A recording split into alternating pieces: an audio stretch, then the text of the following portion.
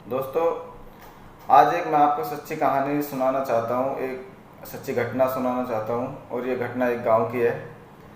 और ये उनके लिए है जो मान ले किसी को कुछ छोटा मोटा कुछ दुख दर्द या कोई परेशानी या कोई बीमार हो जाते हैं वो, और वो सोचने लगते हैं कि मतलब हमने डॉक्टर को खूब दिखा लिया है, हमने खूब इलाज करवा लिया है, दवाइयाँ ले ली है, और हम एक दूसरे के ऊपर शक करने लगते हैं। फिर किसी हम या तो जिस जिस जो हमारे खिलाफ जो हमको लगता होगा उसके ऊपर हम शक करने लगेंगे, या हम अपने अड़ोसी पड़ोसी अपने, ज़्यादातर तो यही है कि हम अपने अड़ोसी पड़ोसियों पर ही शक करने लगते हैं कि इन्होंने हमारे ऊपर कुछ जादू टोना करवा दिया है।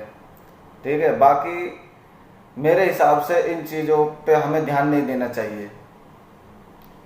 तो इसी तरह की इसी से जुड़ी एक कहानी है, वो मैं आपको बताना चाह रहा हूँ कि एक गांव में एक लड़की होती है, और उस लड़की को काफ़ी काफ़ी परेशानी होती है। वो काफ़ी दिनों से बीमार थी, उसका इलाज खूब अच्छे से किया जा रहा था। तो उसको जगह जगह डॉक्टरों को दिखा रहे थे, लेकिन उसको कोई आराम नहीं मिल पा रहा था। और लड़की मतलब 18 19 20 के आसपास एज हो गई थी उसकी। तो वो शादी के लिए उसका, क्योंकि बीमार थी वो ज़्यादा, तो अब वो शादी उसकी करनी थी, उससे पहले उसको ठीक होना ज़रूरी था, क्योंकि उसको रिश्ता जब करेंगे तो लड़की की तबीयत ठीक होनी चाहिए। तो वो ठीक नहीं हो रही थी, तो काफ़ी दिन से उसके माँ बाप परेशान थे। तो फिर वही कि एक दूसरे, जैसे हमने भैया किसी ने बोल दिया कि इसका कुछ करा दिया है, इसके ऊपर जादू टोना है, इसके ऊपर जिंदों का पहरा है, या ऐसा कुछ बोल देते हैं, और इन चीज़ों पे हम शक करने लगते हैं। तो ऐसा ही उनके साथ हुआ। उनके घर वालों को किसी ने बोला कि शायद इसके ऊपर भी कोई ऐसा जादू टोना हो सकता है, कि आप ऐसा करिए, किसी मौलवी, किसी हाफिज को इसको दिखा लीजिए, और शायद वहाँ से कुछ आराम मिल जाए। तो ऐसा ही उसमें हुआ।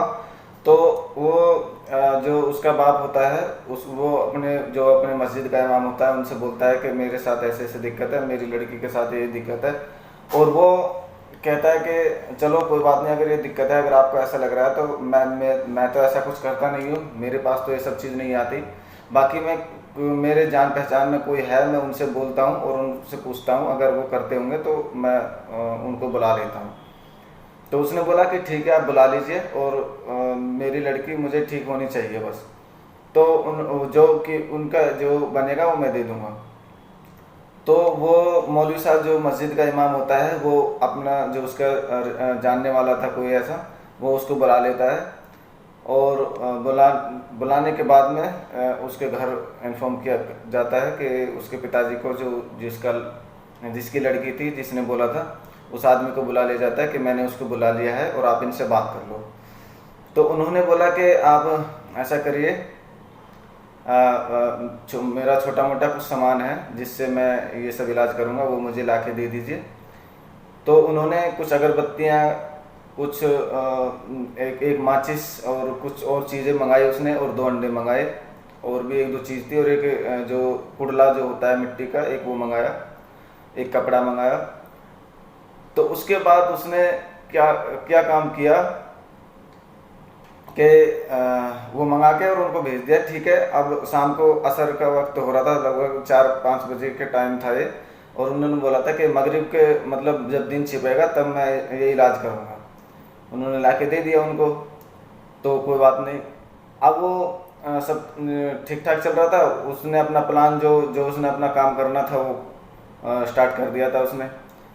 तो मगरिब से पहले, मतलब दिन छिपने से पहले, वो जो जो मैं तो उसको तांत्रिक ही बोलूँगा, मतलब जो वो इलाज करने वाला था, जो मौलवी साहब, वो आया, मतलब वो उस सामान को लेकर आया, और उस जो जो 2 अंडे थे, उन अंडों को उसने थोड़ा सा ऊपर से फोड़ लिया, मतलब उसमें एक छेद कर लिया छोटा सा दोनों में।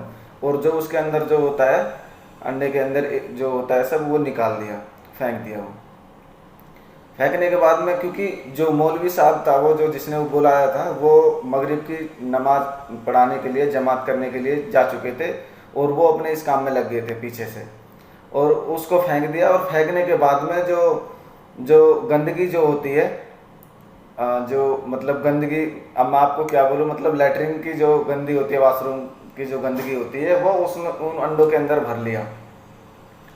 और भरने के बाद में और उसमें कुछ ऐसा ऊपर से लगा दिया, चिपका दिया कि पता ही नहीं चल रहा था कि ये अंडे फोड़े थे और इनके अंदर से कुछ निकाल के और कुछ और डाल दिया है। तो वो अपना ये काम सब करके और वो रेडी करके और फिर अपना नमाज़ पढ़ता है, जाता है। नमाज पढ़ने के बाद में उसको बुलाया जाता है, उसके पिताजी को, कि अब उसका इलाज करेंगे। और वो बोलता है कि लड़की भी लानी है, तो बोलता है कि नहीं, लड़की लाने की कोई ज़रूरत नहीं है, बस मैं आपको ऐसे ही इलाज कर दूंगा और ये सब चीज़ दे देना, जैसे मैं करूँ ऐसा करने को बोल देना, कोई बात नहीं। तो उसके बाद जो वो होता है, जो अंडे जो होते हैं वो वहाँ पे लाए जाते हैं और वो बिठाया जाता है सामने, अगरबत्तियाँ जलाई जाती हैं और जो उन अंडों को वो उनके हाथ में दे देता है। और वो जो उसके लड़की के पिता जो होते हैं, और उसको देने के बाद में और वो कुछ अपना जो उनका मंत्र था, जो जादू था, जो दुआ थी, कुछ मतलब वो कुछ पढ़ रहे थे। और ऐसा पढ़ने के बाद में और उन्होंने एकदम से पता नहीं कैसे वो अंडे फोड़े, एक एक करके जैसे वो अंडे फोड़े थे। अब उसके अंदर बदबू, गंदगी थी उसमें, उसके अंदर अब उसमें से बहुत ज़्यादा बदबू आ रही थी, बहुत ज़्यादा गंदगी की स्मेल आ रही थी।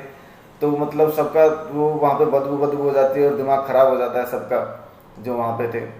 तो बोले कि ये क्या हुआ, कि तो बोला कि ये उसी की गंदगी की वजह से, मतलब उसके ऊपर कुछ जादू टोना है, उसकी वजह से ये अंडे गंदे हो गए हैं और ये ख़राब हो गए हैं और इसीलिए ये बदबू आ रही है।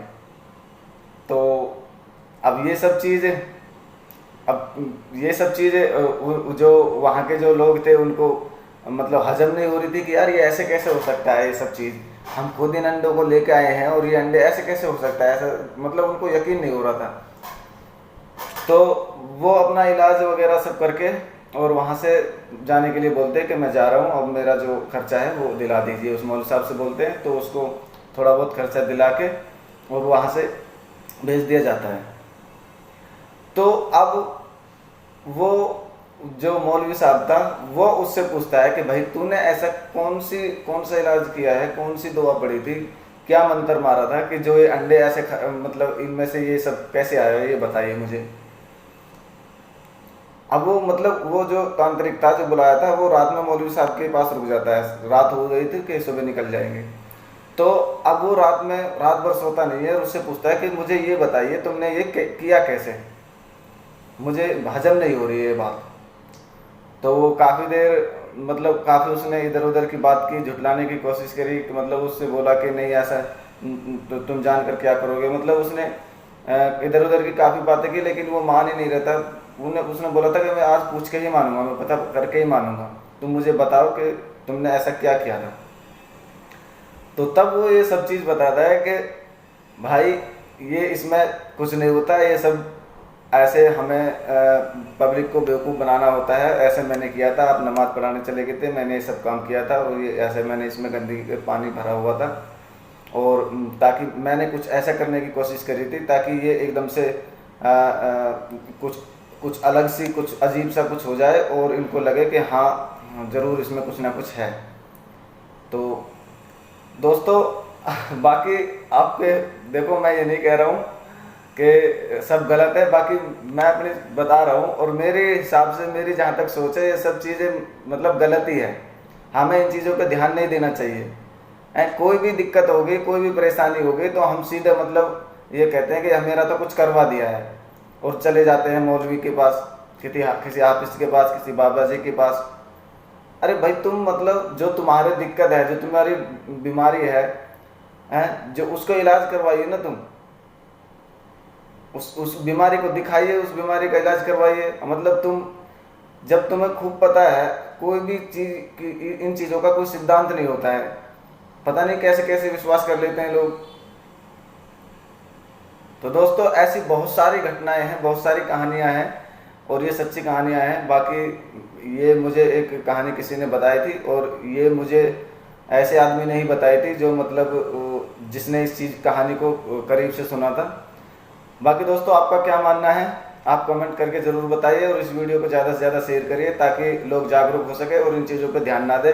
अगर आपको बीमारी है कोई तो आप अच्छे से हॉस्पिटल में अच्छे से डॉक्टर से जाके इलाज करवाएं और जिससे आपका इलाज भी हो जाएगा और आप ठीक भी हो जाएंगे। ऐसा नहीं है, आप अगर आपकी सोच सही रहेगी तो आप सोच ही मतलब गलत तरह की रखोगे तो फिर ठीक कैसे होंगे। तो दोस्तों आज की वीडियो में इतना ही।